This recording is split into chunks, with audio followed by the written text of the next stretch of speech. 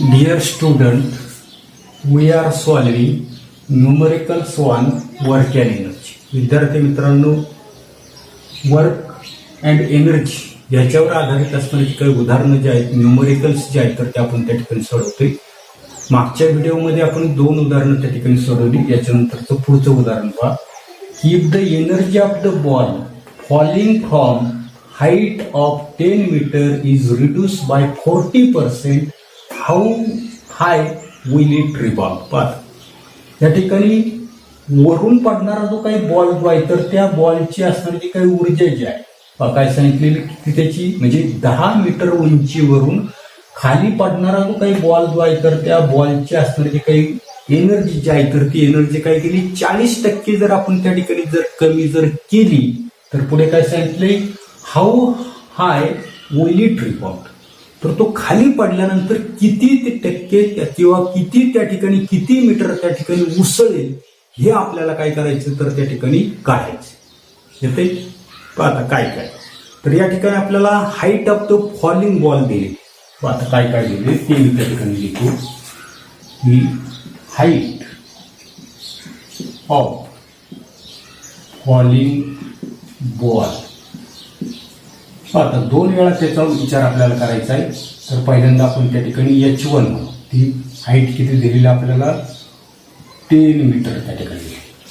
त्याच्यानंतर energy of the falling ball काढायची आपल्याला. पाहता काय म्हणतोय मी त्या ठिकाणी, एनर्जी ऑफ फॉलिंग बॉल, बरोबर. ते आपण काय म्हणू, E1 म्हणू. आणि पुढे त्या ठिकाणी एनर्जी ऑफ काय म्हणू आपण त्या ठिकाणी, रिबाउंड बॉल, बरोबर. रिबाउंड बॉल किती म्हणू आपण त्या ठिकाणी, E2 त्या ठिकाणी. काय काय केलं की खाली पडणारा जो काही बॉल जो आहे, तर त्या बॉलची असणारी काही एनर्जी E1 मारली. त्याच्यानंतर एनर्जी ऑफ रिबाउंड बॉल म्हणजे खाली पडून तो उसळी मारेल, तर त्यावेळेला त्याची असणारी काही ऊर्जा जी आहे, तर ती ऊर्जा किती मांडली त्या ठिकाणी, E2 त्या ठिकाणी. तर आता पुढे काय सांगितलं की काय सांगितलंय, if the energy of the ball falling from a height of 10 metre is reduced by 40%. खाली पडणारा जो काही बॉल जो आहे, तर त्याची असणारी काही ऊर्जा जी आहे, तर ती ऊर्जा कशी केली 40% त्या ठिकाणी, बरोबर. म्हणजे या ठिकाणी E2 जो आहे, तर त्या E2 ची ऊर्जा काय केली, तर पहिला असणारा जो काही बॉल जो आहे, तर त्या बॉलपेक्षा काय केली 40% त्या ठिकाणी काय केली, ती ऊर्जा त्या ठिकाणी कमी केलेली. आता E2 ची असणारी जी काही एनर्जी जी आहे, E2 ची असणारी जी काही एनर्जी जी आहे, तर ती एनर्जी कशी काढावं लागेल आपल्याला, E1 मायनस E2. पुन्हा एकदा लक्षात घ्या, या ठिकाणी एनर्जी ऑफ रिबाउंड बॉल, तर ती कशी असेल, पडणारा जो काही बॉल जो आहे, तर त्या पडणाऱ्या बॉलपेक्षा किती टक्क्यांनी कमी सांगितले आपल्याला, 40% त्या ठिकाणी ती काय सांगितलेली, कमी त्या ठिकाणी सांगितली, बरोबर. म्हणजे हीच पुन्हा मी कसं लिहितोय की E1 म्हणजे काय, तर energy of falling ball he E1. आणि याच्यापेक्षा कशी सांगितली, हा जो काही फॉलिंग बॉल जो आहे, तर त्या फॉलिंग बॉलपेक्षा 40% काय म्हणतोय, खाली पडणारा जो काही बॉल जो आहे, तर त्या बॉलपेक्षा कशी सांगितली 40% कमी. म्हणजे पहिला जो काही E1 जो आहे, तर त्या E1च्या एनर्जीपेक्षा काय सांगितली 40% त्या ठिकाणी काय सांगितली आपल्याला कमी म्हणून मी काय घेतले, वजा चिन्ह त्या ठिकाणी, बरोबर. आता हेच मी असं लिहितो पहा पुढे, E1 मायनस E1 इंटू. आता 40% पहा कसं लिहितो मी, 40 आणि पर्सेंटच्या ऐवजी काय लिहिलं आपण त्या ठिकाणी 100 त्या ठिकाणी लिहिलं, बरोबर. मग आता पुढे याच्यानंतर पहा, मी काय करतो, इथे E1 आहे, इथे E1 आहे. E1 काय करतो मी कॉमन त्या ठिकाणी पहा. E1 जर मी त्या ठिकाणी कॉमन जर घेतला, काय म्हणते, E1 कॉमन घेतला, तर इथे काय शिल्लक राहील. पाहता या ठिकाणी हा इथे काहीच त्या ठिकाणी कोइफिशियंट नाही, म्हणजे तो 1 असणार, बरोबर. म्हणजे 1 हा काय केलेला आपण बाहेर घेतलेला, हा सुद्धा काय केलेला आहे बाहेर घेतलेला. म्हणजे काय राहिले 1 मायनस 40 काय लिहितो मी 40 डिवायडेड बाय 100 असं त्या ठिकाणी. हेच मी पुढे लिहितो पहा, इज इक्वल टू 1 मायनस, आता 40 डिवायडेड बाय 100, समजा 0ला 0 आहे, म्हणजे 10ने काय करायचं आपल्याला 4ला भागायचे, 10ने 4ला भागायचं म्हणजे काय करायचं, एक दशांश चिन्ह त्याच्यावर त्या ठिकाणी येणार आहे आणि हे काय असणार आहे E1, म्हणजे E2 जो आहे E2 किती आला तर 1 मायनस 0.4 इंटू E1 त्या ठिकाणी, बरोबर. मग आपल्याला पहा is equal to 1 minus 0.4 into, आता या ठिकाणी पहा काय दिले की सर्वसाधारणपणे आपल्याला E1 काढायची. आता E1 energy of falling ball, पहा या ठिकाणी लिहितो मी एनर्जी ऑफ फॉलिंग बॉल, बरोबर. ठीक आहे, म्हटलं आपण E1 तो आपल्याला माहिती किती आहे mgh, बरोबर. mgh त्या ठिकाणी असणार, मास त्या ठिकाणी सारखंच असणार. आता हा mgh जो आहे, परंतु या ठिकाणी आपल्याला माहिती की height of the falling ball किती म्हणले आपण h1, म्हणून मी याला काय म्हणू h1 त्या ठिकाणी म्हणतो, बरोबर.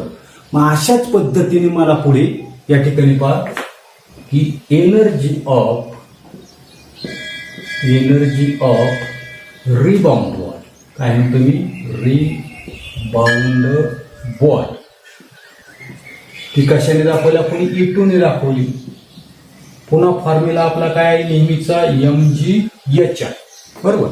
परंतु त्याची असणारी काय हाईट जी आहे तर ती हाईट काय म्हणून आपण त्या ठिकाणी h2 त्या ठिकाणी, कशाची ही height of the rebound ball, म्हणजे तो खाली पडून किती उसळेल तर तो कितीने दाखवू आपण h2 ने दाखवू. किंवा या ठिकाणी मी लिहितो पहा या ठिकाणी की हाईट ऑफ, काय म्हणतो मी हाईट ऑफ रिबाउंड बॉल, तर ती काय असणार आहे h2 आणि ती आपल्याला त्या ठिकाणी काढायची. जे बॉल खाली पडल्यानंतर किती उंचीवर त्या ठिकाणी उसळून वर येईल तर ते आपल्याला h2 ने आपण दाखवू, आणि म्हणून त्या ठिकाणी आपल्याला h2 ने त्या ठिकाणी ते दाखवू, बरोबर. आता याच्यानंतर पुढे पहा काय करायचं आपल्याला हे त्या ठिकाणी लक्षात घ्यायचंय. पहा इथे आपली अजून पुढे कॅल्क्युलेशन आपण या ठिकाणी करू की 1 मधून काय गेले 0.4 आहे. पहा त्या ठिकाणी 1 जो आहे तर त्या 1 मधून किती गेले 0.4 आहे. 1 कसं लिहितो मी 1.0, ही त्या ठिकाणी सबट्रॅक्शन केली तर ती किती आली 0.6 आहे. म्हणजे त्या ठिकाणी पहा किती आली की 0.6 E1, बरोबर. ही काय आली E2 इज इक्वल टू, बरोबर. आता या ठिकाणी एनर्जी ऑफ फॉलिंग बॉल किती आली mgh1, energy of rebound ball किती आली mgh2. जेवढा खाली टाकेल तर तेवढाच त्या ठिकाणी उसळेल, म्हणजेच त्या ठिकाणी पहा त्या ठिकाणी mgh1 is equal to mgh2, बरोबर. अशा पद्धतीने आपल्याला त्या ठिकाणी ते सांग. आता या ठिकाणी एनर्जी जी आहे E1 जी आहे तर ती आपल्याला त्या ठिकाणी काढायची. पहा आता याच्यामध्ये नेमकं काय होते पहा की सर्वसाधारणपणे पहा पुढे काय करता येईल नेमकं. पहा आता पुढे इथून मी पुढे त्या ठिकाणी घेता दिसतो आपल्याकडे काय इक्वेशन आले की E2 is equal to 0.6 E1. पहा या ठिकाणी खाली पडणारा जो काही रिव्हॉल्व होणारा जो काही बॉल जो आहे तर त्या बॉलची असणारी काही ऊर्जा जी आहे तर ती ऊर्जा काय केली तर त्या ठिकाणी 40% त्या ठिकाणी रिड्यूस केली. ती 40% आपण काढली की त्याने जे खाली पडणारा जो काही बॉल जो आहे तर त्या बॉलच्या ऊर्जेपेक्षा 40% 0.6 त्या ठिकाणी आलं इथपर्यंत.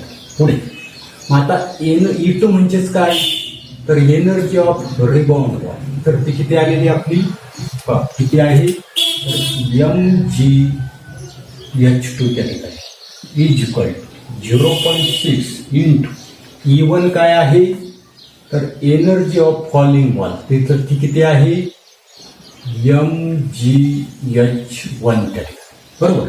पुढे आपल्या लक्षात येत mg आहे तर ती या बाजूला लिहिलं तर भागिले होईल, ही एकमेकांना त्या ठिकाणी जातील म्हणजे mg काय झाली तर त्या ठिकाणी कॅन्सल. आता काय शिल्लक राहिले पहा की h2 is equal to 0.6 H1 त्या ठिकाणी, बरोबर.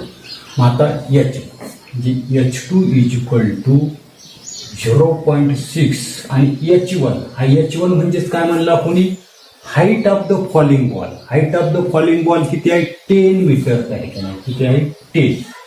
म्हणजे H2 इज इक्वल टू पर दशांचिन्ह नाही असं समजून गुणाकार केला तर तो गुणाकाराला 60 आणि एक दशांचिन्ह दिलं म्हणजे किती आलं 6.0. हाईट कशामध्ये असते, मीटरमध्ये त्या ठिकाणी. आणि म्हणून त्या ठिकाणी फायनल आन्सर आहे की त्या ठिकाणी काय विचारले, द बॉल विल रिबाउंड. काय म्हणतोय मी, the ball will rebound at the height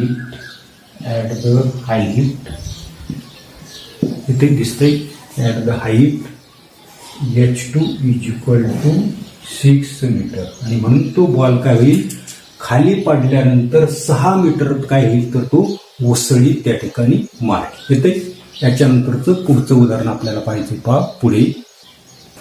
आता पुढचं उदाहरण दिलेलं आहे, the velocity of the car increases from 54 kilometre per hours to 72 kilometre per hours. एक असताना काही कार जे आहे तर त्या कारचा असणारा जो काही वेग जो आहे तर तो वेग काय आता नसतो 54 किलोमीटर पर तासावरून काय आता नसते 72 किलोमीटर पर तास त्या ठिकाणी होता. तर how much work is done if the mass of the car is 1500 kg. त्या कारचं असणारे काही वस्तुमान जे आहे तर ते वस्तुमान जर 1500 किलो जर असेल तर किती त्या ठिकाणी कार्य त्या ठिकाणी घडून आले हे आपल्याला त्या ठिकाणी काढायचं. आता काय काय गिव्हन दिलेलं आहे तर ते आपण पहिल्यांदा त्या ठिकाणी घेऊ. पहिल्यांदा आपल्याला मास ऑफ द कार त्या ठिकाणी दिलेली पहा. त्यांनी काय लिहितो मी त्या ठिकाणी, mass of the car. Mass of the car आता मास कशाने दाखवतो, एम ने दाखवतो. तर त्याच्यात दिलेले 1500 किलो, बरोबर. त्याच्यानंतर सुरुवातीची ते असताना काही कार जे आहे तर त्या कारची व्हेलॉसिटी दिलेली, म्हणजे त्या ठिकाणी initial velocity of the car, बरोबर. कशाने दाखवा कोणी, जीवने त्या ठिकाणी दाखव. तर सुरुवातीची असणारी काही व्हेलॉसिटी जी आहे तर ती व्हेलॉसिटी दिलेली 54 किलोमीटर पर आवर. आता या ठिकाणी लक्षात घ्यायचं की स्पीड जे आहे तर ते किलोमीटर पर आवर मध्ये दिले. याचं रूपांतर जे आहे तर ते आपल्याला मीटर पर सेकंद मध्ये करायचं. येते कशामध्ये, किलोमीटर पर आवरचं रूपांतर जे आहे तर ते आपल्याला मीटर पर सेकंद मध्ये करायचं. कारण आपल्याला माहिती व्हेलॉसिटी जी आहे किंवा स्पीड या दोघांची असणारी काही सिस्टीम इंटरनॅशनल मधली असणारी काही एकक जे आहे तर ती एकक काय आहे, मीटर पर सेकंद त्या ठिकाणी. कान्होरेला असा प्रश्न होता, या किलोमीटरचे नेमकं कशामध्ये रूपांतर करायचं, सिद्धी कान्होरे. त्या ठिकाणी व्हेलॉसिटी आणि स्पीड जे आहे तर ते आपल्याला मीटर पर सेकंद मध्ये कन्व्हर्ट करून घ्यायचं. मग त्या ठिकाणी किलोमीटरचे मीटर करावे लागतील, तासाचे मिनिट करायचे, मिनिटाचे काय करायचे सेकंद त्या ठिकाणी. आता म्हणजे त्या ठिकाणी 54 किलोमीटर. आता 1 किलोमीटरचं लक्षात ठेवायचं पहा, की सर्वसाधारणपणे 1 किलोमीटर म्हणजेच किती आलं तर 1000 मीटर, बरोबर. म्हणून या ठिकाणी किती आहे आता 54 किलोमीटर. तर 54 किलोमीटरची किती होतील तर 54 गुणिले 1000 असं मल्टिप्लाय त्या ठिकाणी करायचं येते. आणि म्हणून त्या ठिकाणी 54 किलोमीटरचे काय होतील तर त्या ठिकाणी 54 गुणिले 1000, बरोबर. आणि भागिले आता तासाचं रूपांतर करायचे पहा, की आपल्याला माहिती की 1 तास म्हणजे किती तर 60 मिनिट, बरोबर. पुन्हा 60 मिनिटे म्हणजेच किती तर त्या ठिकाणी 60 मिनिटाचे आली तर त्या ठिकाणी 60 मिनिट आहेत. 60 मिनिटाचे सेकंद करायचे म्हणजे पुन्हा 60 गुणिले 60 त्या ठिकाणी येतील. इथे अशा पद्धतीने जी 60 गुणिले 60 मिनिटाचे काय करायचे पुढे आपल्याला सेकंद मध्ये रूपांतर करायचे. म्हणजे 60 गुणिले 60 किती झाले 3600. आणि म्हणून एका तासाचे किती सेकंद झाले तर 3600 सेकंद आहे. किंवा मी 60 गुणिले 60 देतो. म्हणजे पहिल्यांदा तासाचं काय केलं मिनिटामध्ये रूपांतर केलं आणि मिनिटाचं पुन्हा काय केलं या ठिकाणी मिनिट जे आहे तर त्या एका मिनिटाचे पुन्हा किती सेकंद 60 म्हणून त्या ठिकाणी 60 गुणिले 60. आता हे कशामध्ये रूपांतर केलं आपण मीटरमध्ये रूपांतर केलं. कशाचं 54 किलोमीटरचं. आणि एका तासाचं कशामध्ये रूपांतर केलं आपण या ठिकाणी सेकंदामध्ये. म्हणजे या ठिकाणी मिनिट काय आलं मीटर पर सेकंद. म्हणजे किलोमीटरचे काय केलं आपण मीटर पर सेकंद मध्ये त्या ठिकाणी रूपांतर येते. मग अशाच पद्धतीने असणारी काही फायनल व्हेलॉसिटी जी आहे final velocity of the car दिली का या ठिकाणी मी लिहितो की final velocity of the car. समजा आपण त्या ठिकाणी ठीक आहे म्हणून व्ही ने दाखवू तर ती किती दिलेली आपल्याला पुन्हा 72 किलोमीटर पर आवर. बरोबर. पुन्हा 72 किलोमीटरचे मीटरमध्ये रूपांतर करायचे. बरोबर. 72 किलोमीटरचे मीटरमध्ये रूपांतर करायचे. आपल्याला 1 किलोमीटरचा किती आहे तर 1000. अशा आपल्याकडे किती आहेत आता 72. म्हणजे 72 गुणिले 1000 येतील. म्हणजे इथे किती असणारी 1000 भागी आता आवर. आवर्त मग असेच पाहिले एका तासाचे 60 मिनिट आणि 60 मिनिटाची एवढे सेकंद. म्हणजे किती आले 60 गुणिले 60. हे कशामध्ये आलं आपलं मीटर पर सेकंद मध्ये. अशा पद्धतीने आपण त्या ठिकाणी कन्व्हर्शन त्या ठिकाणी करू. किंवा याला जर भाग जर तुम्ही त्या ठिकाणी जर दिला तर अजून त्या ठिकाणी सुटेबल त्या ठिकाणी होईल. किंवा पुढे आपण त्या ठिकाणी काही करू शकतो भाग जो आहे तर तो भाग त्या ठिकाणी देऊ शकतो. किंवा इथे गेला तरी काही फरक पडत नाही. पहा या शून्याला हा शून्य गेला या शून्याला हा शून्य. बरोबर. पुन्हा 6 1 6 6 चोक 24 6 पंचे 30 6 7 36 6 9 54 ते आले 9 त्या ठिकाणी. पुन्हा भाग त्या ठिकाणी द्या. येते पुन्हा भाग दिला. पहा कितीचा भाग जाईल समजा 3चा दिला. 3 दुनी 6 3 त्रिक 9. बरोबर. पुन्हा 2 ने भाग देते मी 1 2 2 पंचे 10. म्हणजे अंशस्थानी काय राहिली 3 गुणिले 5. 3 गुणिले 5 म्हणजेच किती आलं तर त्या ठिकाणी यू इज इक्वल टू किती आलं 3 5 15 मीटर पर सेकंद त्या ठिकाणी इनिशियल व्हेलॉसिटी. अशाच पद्धती आपण फायनल व्हेलॉसिटी कॅल्क्युलेशन करू. पहा झिरोला हा झिरो गेला या झिरोला हा झिरो गेला. पुन्हा मग आता सारखाच भाग कर द्यायचा आहे. 6 9 54 6 10 60. बरोबर. 6 1 6 पुन्हा 6 1 6 1 राहिला झाली 12 6 2 12. पुन्हा 6 ने भाग देते मी 6 1 6 6 2 12. म्हणजे किती राहिले 2 गुणिले 10 2 गुणिले 10 किती झाली 20 मीटर पर सेकंद. ही झाली आपली final velocity of the car. आपल्याला काढायचे काय तर वर्क डन त्या ठिकाणी काढायचं. पाहता वर्क डन कसं काढणार आपण या ठिकाणी वर्क डन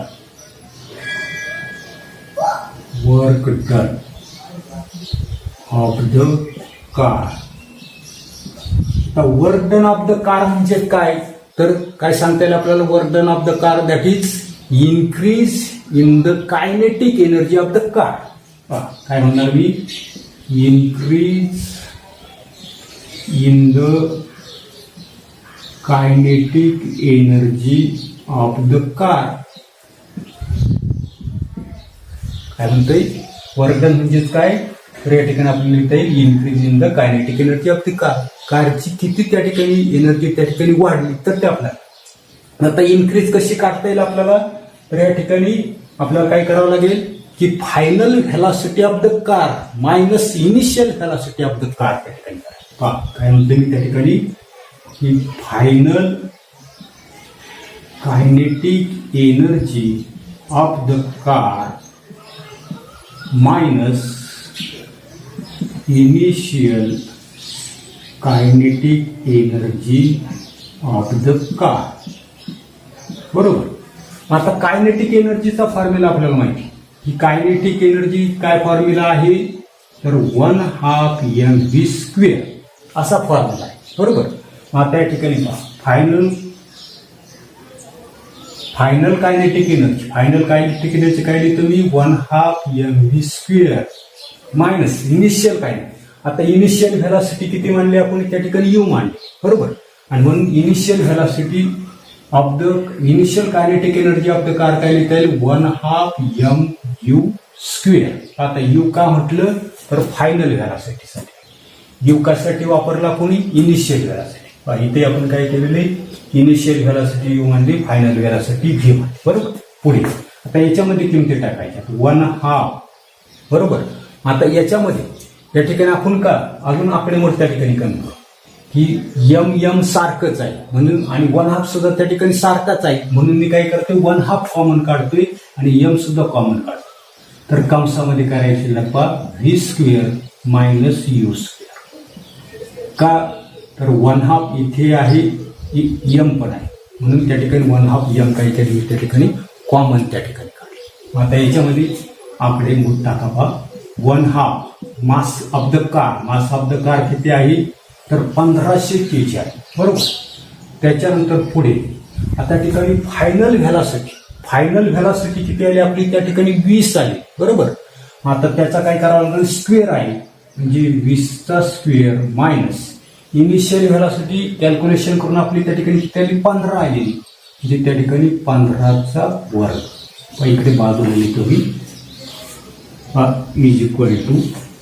आता त्या ठिकाणी पहिले कॅल्क्युलेशन करून घेऊ आपण 1/2 इंटू 1500 इंटू आता 20चा वर्ग आपल्याला माहिती किती आहे 400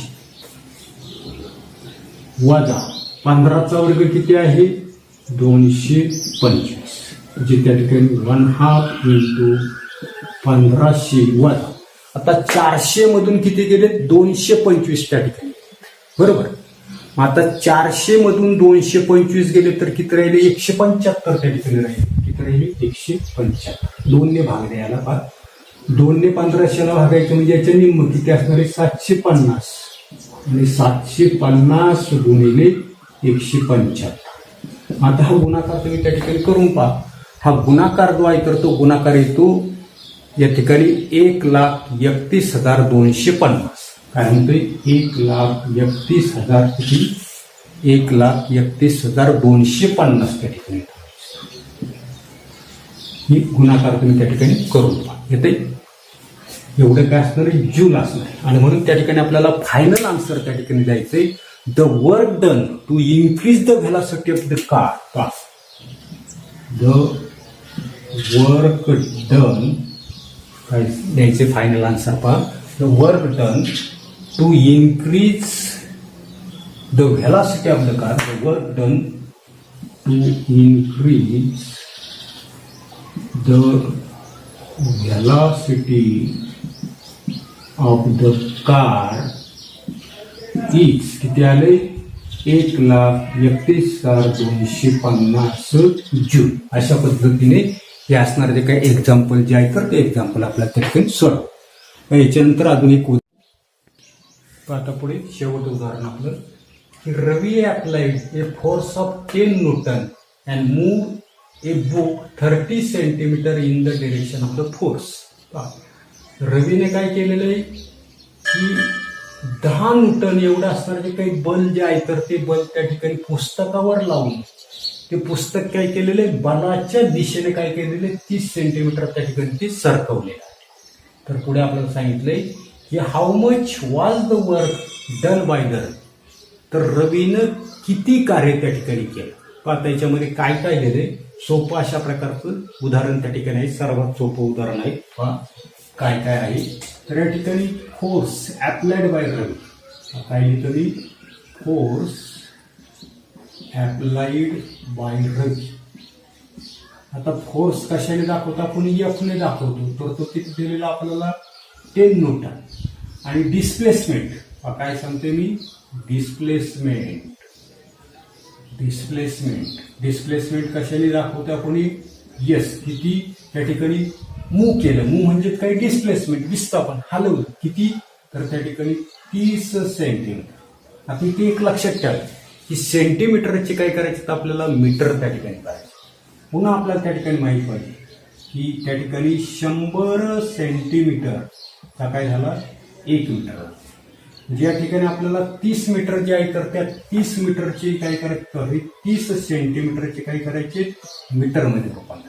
आता हे कसं करणार पुन्हा 30 गुणिले 1 भागिले किती म्हणणार आपण 100 म्हणजे 0 गेले 10 ने भागायचं म्हणजे किती आले 0.3 मीटर. किती किती आलं 0.3 मीटर. आणि कार्याला काय सांगितलंय वर्क डन बाय रवी. काय सांगितलंय वर्क डन बाय रवी. तर वर्क डन कशाने दाखवतो डब्ल्यूने त्या ठिकाणी दाखवतो बरोबर. आता याच्यासाठी आपल्याला फक्त फॉर्म्युले त्या ठिकाणी माहिती आहे. वर्क डनचा काय फॉर्म्युला आहे तर work done is equal to force into displacement. काय आहे formula work done is equal to force into displacement. अशा प्रकारचा फॉर्म्युला आहे. किंवा त्या ठिकाणी आपल्याला लेटरचा वापर करायचा आहे. डब्ल्यू फोर्स कशाने दाखवतो एफ ने आणि डिस्प्लेसमेंट एस. आता याच्यामध्ये किमती ठेवायची. आपल्याला डब्ल्यू काढायचा आहे. फोर्स किती सांगितलंय 10 न्यूटन आणि डिस्प्लेसमेंट किती आहे 0.3. आता दशांश चिन्ह नाही असं समजून गुणाकार जर केला तर गुणाकाराला 30 बरोबर.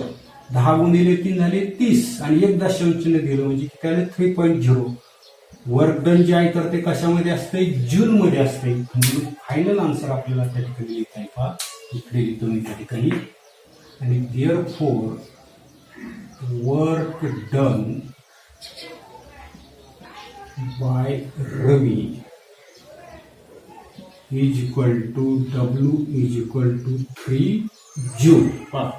एकक जे आहे तर ती एकक जर तुम्ही त्या ठिकाणी लिहिली नाही तर अर्धा मार्क तुमचा त्या ठिकाणी कट होणार. अशा प्रकारची आपण आतापर्यंत 5 उदाहरणं त्या ठिकाणी पाहिली. आता ही उदाहरणं नुसती ऐकून तुम्हाला समजणार नाही तर तुम्ही सुद्धा काय करा तर ही जी काही उदाहरणं जी आहेत तर ती उदाहरणं तुमची असणार की काही नोटबुकची आहे तर त्या नोटबुकमध्ये पुन्हा सोडवण्याचा प्रयत्न जो आहे तर तो प्रयत्न त्या ठिकाणी करा. इथे त्याच्यानंतर टेक्स्टबुकमध्ये सुद्धा काही उदाहरणं जी आहेत तर ती उदाहरणं त्या ठिकाणी सोडून दाखवलेली आहेत तर ती सुद्धा परीक्षेला हमखास विज्ञान भाग 1 मध्ये एकतरी तुम्हाला त्या ठिकाणी न्यूमरिकल जे आहे तर ते न्यूमरिकल्स त्या ठिकाणी असतं आणि ते आपल्याला सोडवता आलं पाहिजे. इथे एवढाच भाग आपण या ठिकाणी पाहणार आहोत. पुढील तासाला आपण नवीन अशा प्रकारचा चॅप्टर जो आहे तर त्या चॅप्टरला त्या ठिकाणी सुरुवात करणार आहोत. धन्यवाद.